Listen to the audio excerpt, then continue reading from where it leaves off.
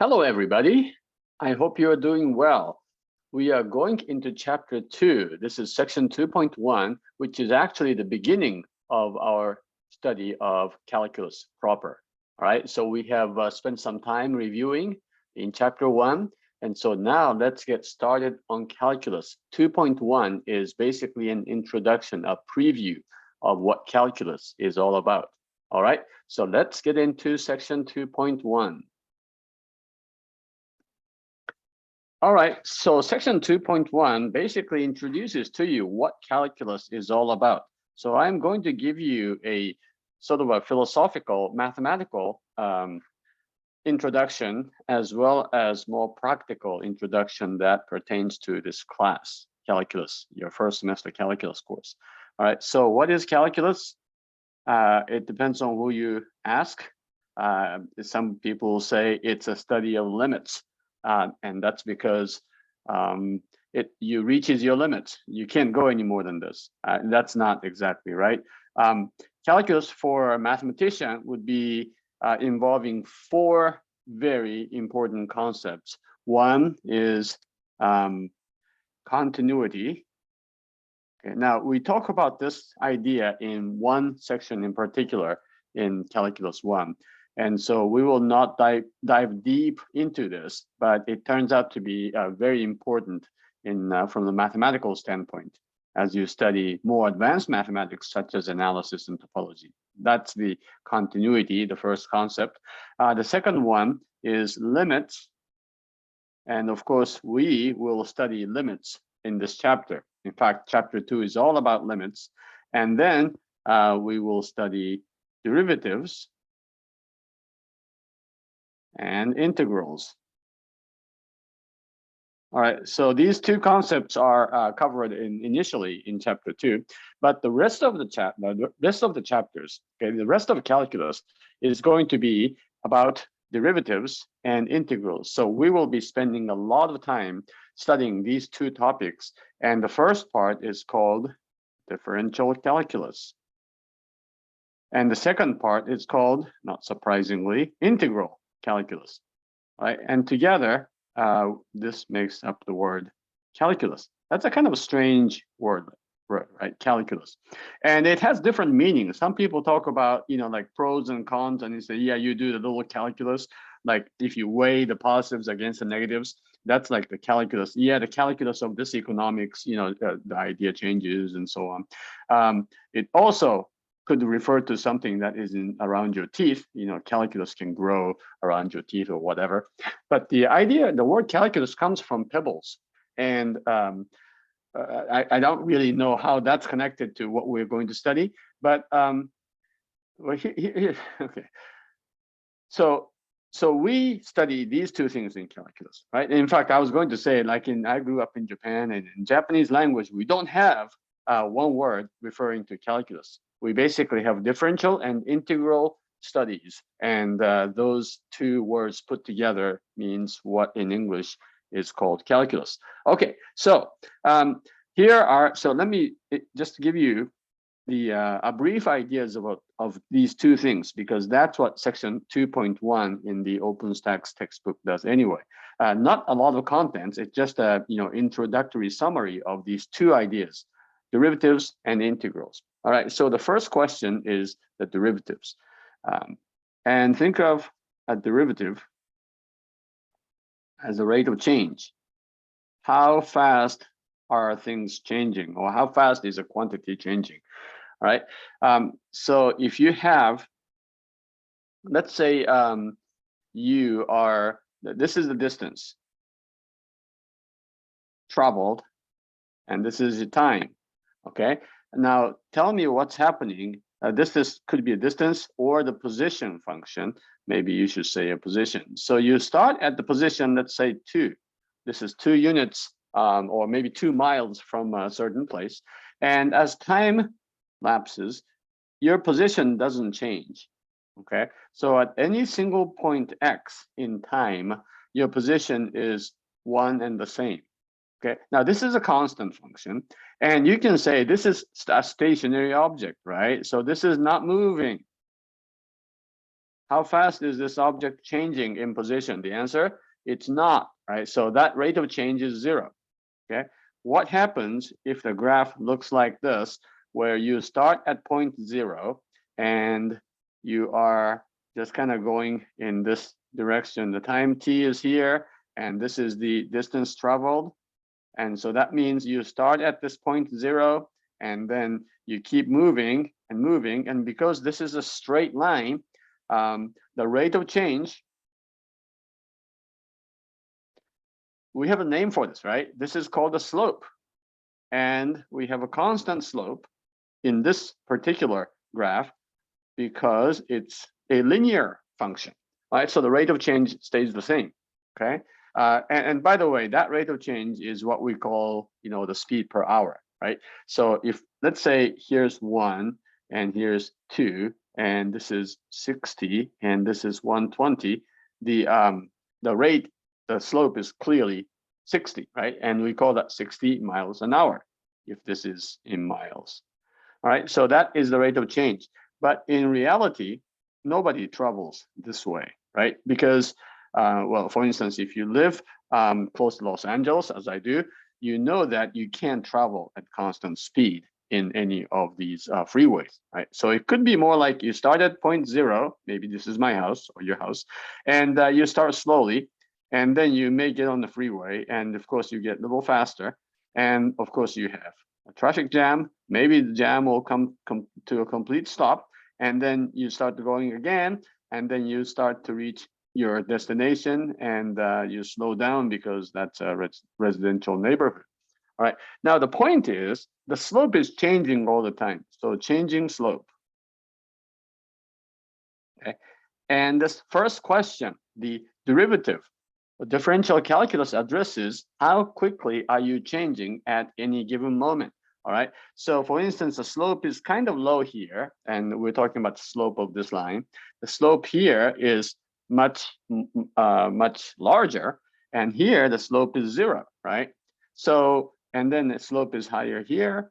And so how can you do this? Now, these lines that are sort of representative of that, slope at that point, or the rate of change at that point, is called a tangent line.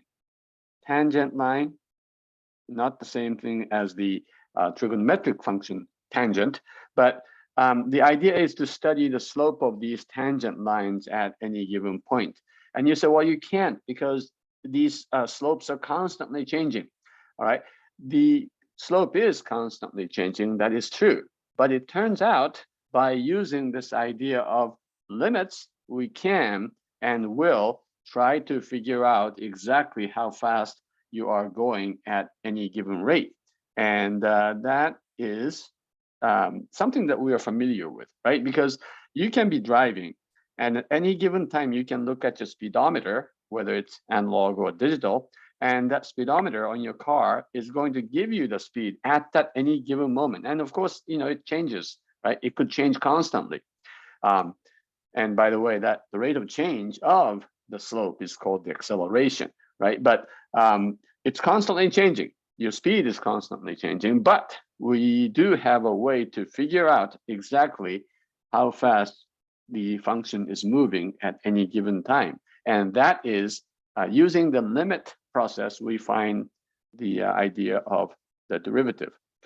Let me explain a little further about this. All right, so if you have a function like this, right, and I am just drawing everything freehand because it's much easier, and you don't need all the technology to illustrate these points, because what you're trying to seek here or pursue is not the beauty or the elegance, but understanding, and the understanding of these concepts.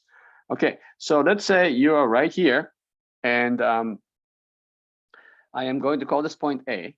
All right, and we were interested in the rate of change at this point. Okay, how fast is the function changing at this point? What is the slope of this curve fx at this point? Okay, this is that point here. What you can do is to pick another point near here, and you say, well, that doesn't look near A. Sure. Okay, but again, I'm trying to exaggerate this by illustrating this point here. All right, so you pick a point X different from A, perhaps a few seconds after A, if this is time, and then you connect these 2 points. All right, and let me connect these 2 points using my fancy tool, which is this, allowing me to draw this line. Okay, so this is a line or a line segment, more technically speaking. Connecting this point f of a, f of a is this y value here, and f of x is this y value here, right? Now, how can we find the slope of this line? Yeah, and what do we call this line? All right, so this line is called a secant line. It is the secant line connecting a comma fa and x comma fx, right? So this line connects these 2 points on the graph, and it is called the secant line between those 2 points. All right, now the slope m for the secant line is easily found. Remember, it's basically the delta, here you go, okay? It's delta y divided by delta x, right? It's the difference of y divided by difference in x. And so this will be f of x minus f of a, that's the rise. And then the run is x minus a. Okay, so that's not too bad, right? And in fact, this is also called the average rate of change, right? On this interval from a to x. It's also, if this is the speed, you can say this is the average speed or average, yeah, let's call this average speed, right? So it is the rate of change, which is, sort of average between the point A and point X. All right, now I think it's pretty clear what we can do if you try to find the instantaneous velocity right at this point. Okay, what do you do? Well, yeah, let's go ahead and write this down. To find what is called, and here's a key word, a key phrase, I guess I should say the key term, instantaneous. You see this fancy color? I like this. It's nice to have the palette of many colors. All right, so instantaneous rate of change, not on the interval from A to X. To find the instantaneous rate of change at A, what do? We let X get closer and closer and even closer to A. All right, and so this is the idea of the limits, which we'll be studying throughout chapter 2. If you take the limit as X approaches A, this is the term, as X approaches A, then the secant line, the slope, can be quantified, can be written with some algebraic expression, which is why you need algebra, okay? And as the distance between A and X, which is called delta X, gets closer and closer to 0, then this slope may approach a certain number, that expression for m, right? And then if you can find some sort of a limiting value, that gives you the slope at this point. Okay, so we haven't talked about what the limit is, but the limit, however you would define this, okay, that limit is the rate of change, instantaneous rate of change exactly at point A, okay? And that is called the derivative of the function f at A. Okay, so the derivative is basically all about the rate of change or the speed at that instant, okay? And so that is the first half of our calculus. It's the differential calculus, has to do with the derivative. Of course, things could get much more complicated depending on what kind of applications you're talking about.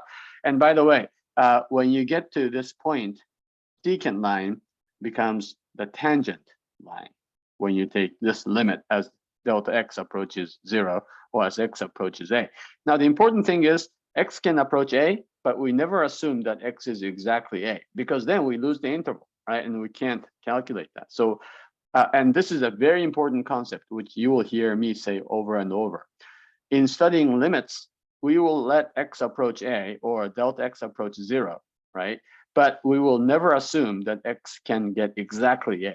It's closer and closer, but not at the point A. Okay, closer and closer to, but not at A. And so that is the idea of limits. We don't care what x, when x is equal to A, but we will let x get closer and closer, infinitesimally closer to A, and see what happens to that slope expression. And that is, so this is the tangent line. That is the idea, the first half of the study of calculus. It is differential calculus. All right, so that explains the first part. Let's do the second part. Did I say number one? Yeah, number two is integral. How did I say that? Number one was derivative, the rate of change. Number two, integral. All right, now think of this as area. This is the most popular approach. I would also say this is about an accumulation of objects. You could also maybe think of this as the weight. Okay, and I'll explain this in a moment. And there are many ways to think about this. This, I guess, as I said, this is the most commonly used way to introduce integrals. I think this is also a very good way, and I will explain what that means. Okay, let me talk about the area. Let's think of this function. You have point A and point B on the x-axis, and let's say this function is like this. Okay. All right. The integral, assuming that this f is non-negative at every point, it could be 0, but it can go into negative. Because if you go into the negative territory, the area becomes negative, and so, well, the area doesn't become negative, but the function is negative, and so it gets a little complicated. So assuming that f is not negative in this interval between a and b, how do you find the area? That is the question many people are asking, okay, have been asking, or were asking since the days of the ancient Greek philosophers and mathematicians. And in fact, speaking of the ancient Greek philosophy and mathematics, people like Archimedes already knew how to do this. Okay, they just didn't have precise language to describe what they were doing, but they figured out things like the area, the surface area of the sphere, and the volume of the sphere, and all sorts of interesting things. But it's not for another 2,000 years until people like Leibniz and Newton came around, where this became sort of more precise. And even after that, it took mankind a couple of hundred years to find exactly what we mean by these ideas like the integral in terms, in the precise terms using limits. Okay, so how do you find the area? By the way, what is so important about this area? Okay, so let me illustrate why anyone would be concerned about the area problem. The area represents what? Okay, well, first, you may just need to know the area for a for painting or tiling purposes or something. What's the area? We need to buy the materials. Okay. But it's more important, more complicated than this. Okay, so again, let's go to our traveling metaphor or analogy. You have time t, all right? Let's say you have traveled for 2 hours at the constant speed of 50 miles an hour. Okay. You see that? All right, so this is the speed. The average speed is 50. And in fact, for some reason, you were able to drive at 50 miles an hour for the 2 hours the entire time. Maybe you had this cruise control, and maybe there was absolutely no other car and no stop signs or intersections. You just keep going and going and going at 50 miles an hour, okay? For 2 hours. All right, how much, what's the distance traveled? When it's easy, right? I mean, it's 50 times 2, and that's 100. You see that is the miles traveled, and it is the area of this this region, which is under the curve. In this curve, I mean curve, it's a straight line in this case, but that's the area, right? Okay, let's think of another scenario here, where for 2 hours, you traveled for 2 hours, but the first half, you were only able to travel at 40 miles an hour. And after that, the road became clear and you drove at 70 miles an hour. All right, so the first hour, you have traveled 40 miles. Second hour, you traveled 70 miles. Altogether, you have traveled 110 miles, right? Again, that is the sum of the area. So if this is the function, a piecewise defined function, step function, if this is our function here, then the area under the curve or area under the function f represents the miles traveled, right? Okay, now more realistically, how do you calculate this? Because you'll be driving like, more like this. Remember, sometimes you have to drive slowly, where maybe you started at 40 miles an hour and then you got into a little jam around here. And so you're slowing down and then you accelerate here up until this point. Maybe at this point, you're on your cruise control and you're driving, let's say, at 65 miles an hour, and then you slow down to stop. Okay, how much have you traveled? It turns out this area under the function, the speed, is your distance traveled. Okay. Now this could happen in many other applications. If this is the force applied and over the distance, then the area is going to be called work in physics, right? If this is the electricity in terms of kilowatts per hour used at every moment, and of course you're using different levels or different amounts of kilowatts every moment because you're turning your lights on and off and your AC is going on and off and whatever. The kilowatt usage, your utility usage varies over time. But if you measure this entire area under the curve, that's going to give you the total kilowatts you have used, right? So it has a lot of applications. All this is to say that the area problem is actually important. Right? Now, how do you figure out how much or how you travel, how far you have traveled in here? An easy answer, look at your odometer in the car. Well, okay, that's not practical for this purpose when you are given the graph. Bring the graph here. So what you can do, right? So how do you find the area in general? What you can do is to divide this time interval or the x interval into smaller sections. Okay, let me go ahead and do this in the more general case. All right, so if you have this interval from A to B and the function is like this, okay, what you can do is to find the area under the curve. You can divide this interval A, B. So divide the interval A, B into small sub-intervals. Okay, so yes, you may be traveling, slowly first, and even within this small interval, the speed is changing. I understand it. And by the way, they don't have to be of the same size. Some of them may be much thinner, and some of them could be a bigger sub-interval. Okay, that's fine. And then for each sub-interval, let's just find maybe the average value or the highest value or the lowest value, some kind of a representative value. Okay, and so you're picking any point, some point in this interval, and approximating the area of each rectangle at this point, like this for the last sub-interval.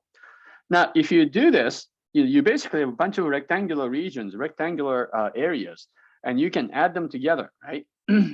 Okay, so divide, by the way, this idea of dividing is called partitioning, or partition the interval into small sub-intervals, okay? And find a representative point like this one here for the last one, maybe here for the first one, maybe here for that sub-interval. Find a representative point in each sub-interval. Okay, And then find the area of each rectangle. Now you can do this because you are, you have the delta xi, whatever, the size of each subinterval, and then you multiply that by the height, which is the value of the function at that chosen representative point. By the way, if this whole thing is not making sense, you just think, well, I sort of understand this, but I'm not quite getting it. That's quite all right, because this is just an introduction. The second time you hear this, you will probably say, oh yeah, now I get it. All right, find the area of each rectangle and add them.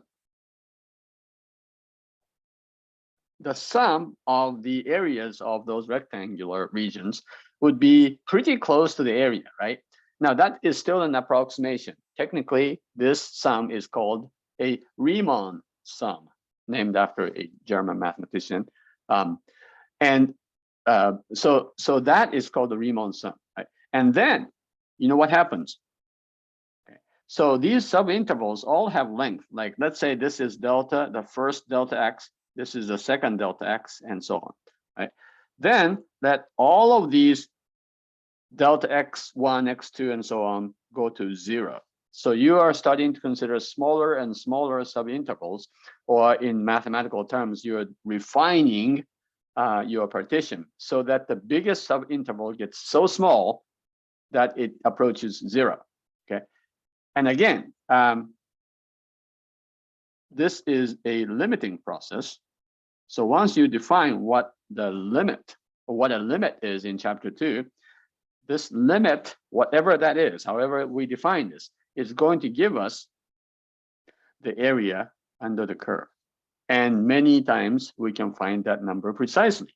So that is what we call the integral. So the integral of this function, I'll just give you this, you don't have to know what this means, but the integral of f on AB is this fancy notation that looks like a long S, sort of like a hole in the violin or something. And then going from A to B, and fx, I will tell you why we have to put this dx when we get to chapter 5 or whatever. But anyway, this is the notation used for the integral of f on the interval AB. And that is going to represent the area if f is always non-negative or positive in the interval AB. All right, so that is what we are going to study for the rest of the semester in calculus. This is a little summary. Now, I said an accumulation because what you're doing is accumulating all of these areas. Okay. Now, I didn't talk about the weight, but here's a good thing to remember. It's basically the same thing. Okay, but I hope you can see why this is the same as the area problem. Let's say you have a stick. Okay, now you have the stick. It's like a like a stick, a pole. All right, but this is an interesting stick. It's not made of the same material. So this part, so it's a stick with varying density. That means some parts are made of materials heavier than others. Okay, maybe this part is heavier. Maybe this part is lighter, whatever. Okay, and so what happens is you can describe, if you can describe this density as a function, here's the function heavier and then lighter here, and maybe it's heavier again here, and so this is the density function at each point. And by finding the area, you're basically finding how much this whole thing weighs, right? The stick. So how do you find how much the stick weighs, right? You do pretty much the same process as I have explained above here. You divide this into smaller subintervals, smaller sticks, and then you weigh each part, which is like the area of each rectangle, and you add them, right? Now, in this idea, what you're doing is you're slicing this into small pieces, okay? So if this is your pole. Okay, let's cut this into small pieces, right? And once you do that, even though the density function ranges at every single moment, every single point has a different density, seems like, okay. But within the small interval, that density value doesn't change all that much, okay? So you can pick one point as a representative and you can measure that. Or you can simply measure this piece, this piece, this piece, this piece, which is like saying, trying to find the area of this rectangle. You add up all of these pieces, and of course, you will find the total weight of this thing, right? And that is what's happening. So the area problem can also be applied to find things like the mass or the weight, or something that is related to physics or other social sciences. And so that's why calculus, both differential, which has to do with the rate of change, and integral, which has to do with things like accumulation, weights, and the total distance traveled, and area under the curve of f, both have important applications in other disciplines. All right, so calculus is called the language of science ever since Newton and Leibniz. I should mention their names here. Okay, English, German, okay, and they had sort of an ugly dispute as to who came up with the idea of calculus first. They both realized that these two problems are related to each other. Now, I don't know if you noticed that these are related to each other, except that both of these used this limiting process, right?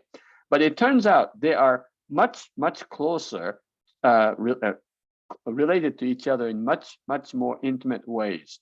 And that crowning achievement is called the fundamental theorem of calculus. It's a powerful sounding name, right? The fundamental theorem of calculus. These people both discovered about the same time in history how these ideas are related, and they came up with the idea of calculus. So these are called these two men are called fathers of calculus. One in the British Isles and one in continent.